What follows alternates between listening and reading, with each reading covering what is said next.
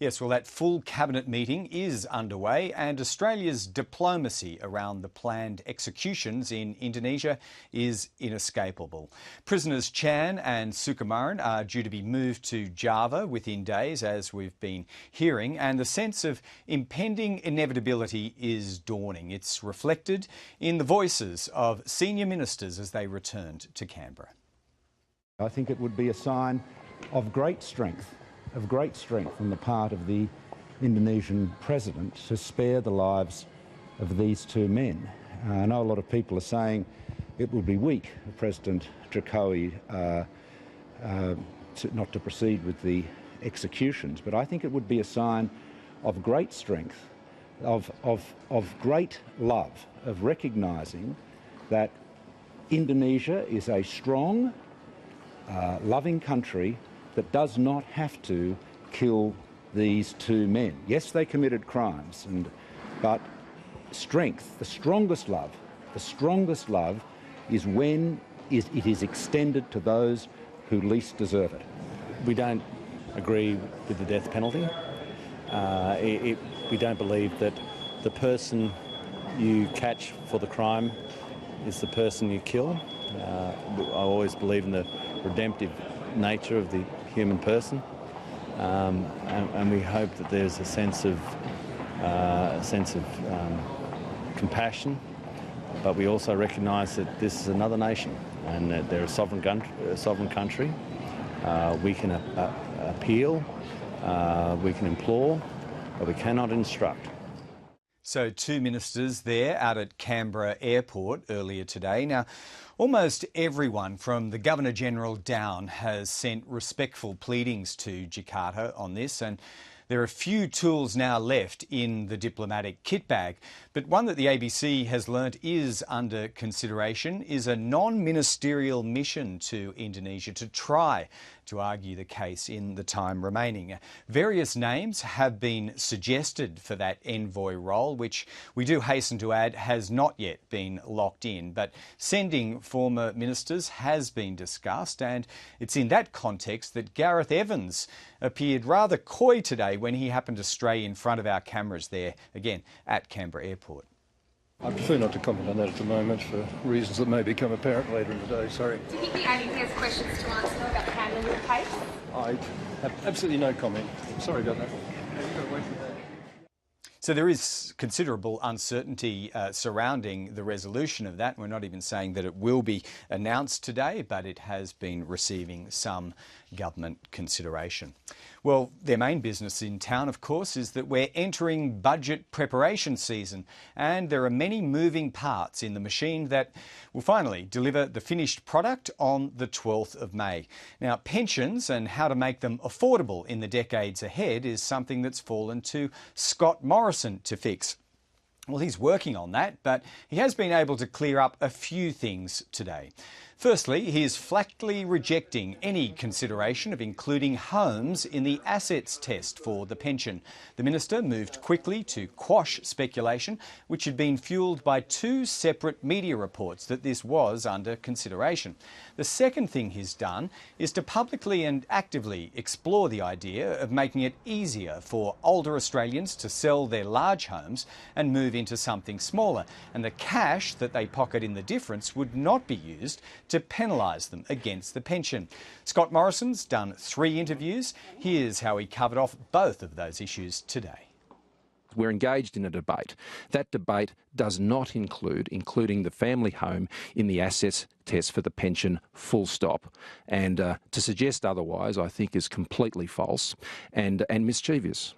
Well, the reason, I mean, it hasn't come out of nowhere. It was a recommendation under the National Commission of Audit that your government... But we're not doing it, Fran. We're not doing it. Okay, so you're ruling it out right now. I think I've been fairly clear on that point. I don't think I can be clearer. No, you said you're not considering it. You haven't said you won't consider it. Fran, we are not putting the family home in the assets test for the pension. Is that clear enough? That is clear. That is absolutely clear. The age pension costs over $42 billion a year.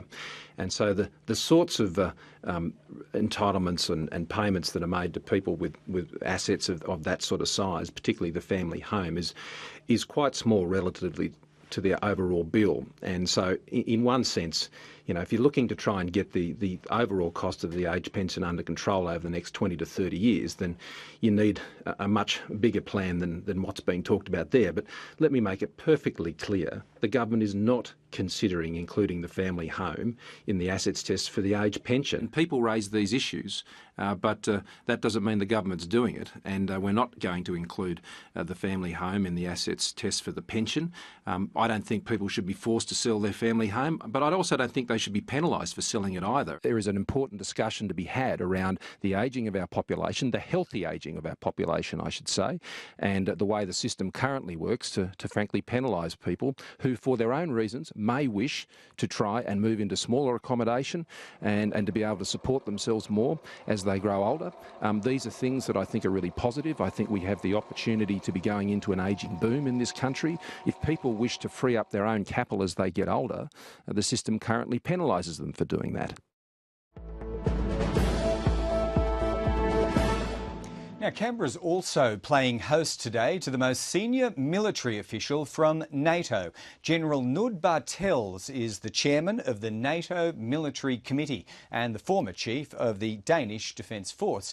He's been at the Defence Headquarters in the Russell Precinct here with Australia's Defence Chief Mark Binskin. We're going to bring you two elements of their media briefing. The first is from Defence Chief Binskin, who's weighed in on Australia's biggest ever defence project. That's the $20 to $40 billion Future Submarines project.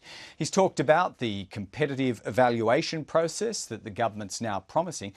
And importantly, he tells reporters that time is critical to him, but where the fleet is actually built is not an important question for military commanders.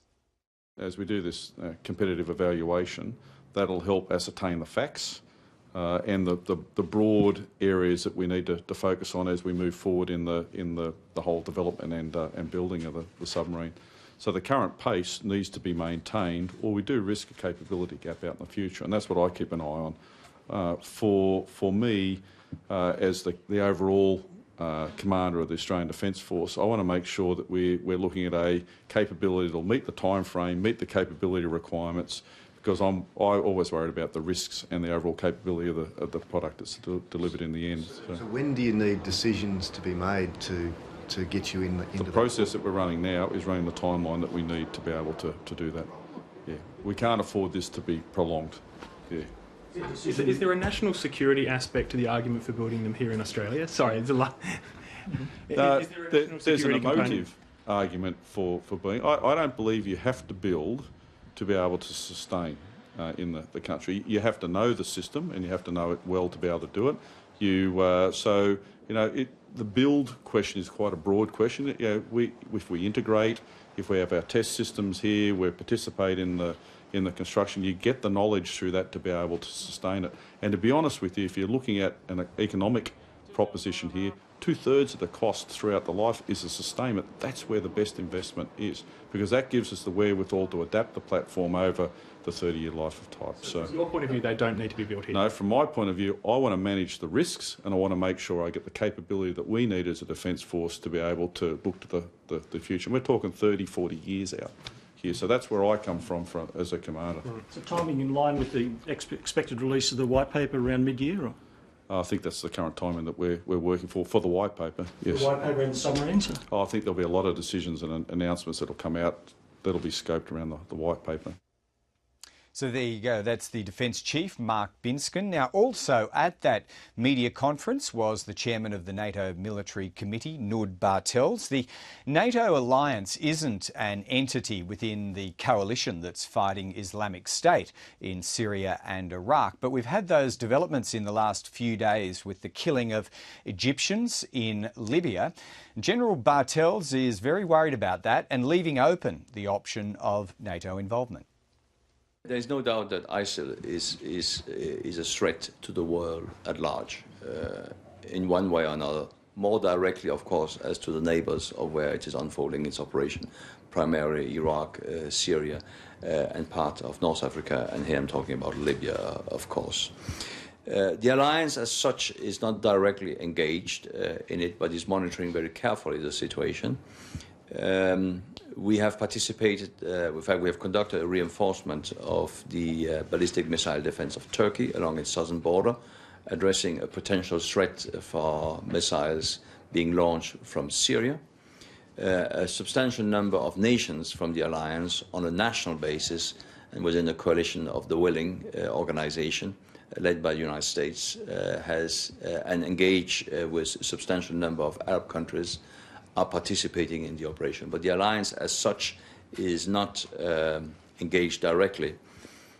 What the future will bring, that is a political decision which will have to be taken in the light of events as they unfold in the region. I think it's too early to say what will take place. And there is no doubt that the situation in Libya, also in the light of the recent horrifying events of the beheading of Egyptian citizens, is very, very worrisome. And I think Baghdad has asked NATO for help with training. Why hasn't that decision been taken? Isn't it a fairly obvious? Isn't there a pressing need for it? Yes, what you're talking about is a training mission with the purpose of training the Iraqi security forces in one context or another. This requires a very clear definition as to what is expected of the alliance in relation to the Iraqis, and this definition has not taken place yet. There are negotiations ongoing, and we'll be ready the day the political decision is made.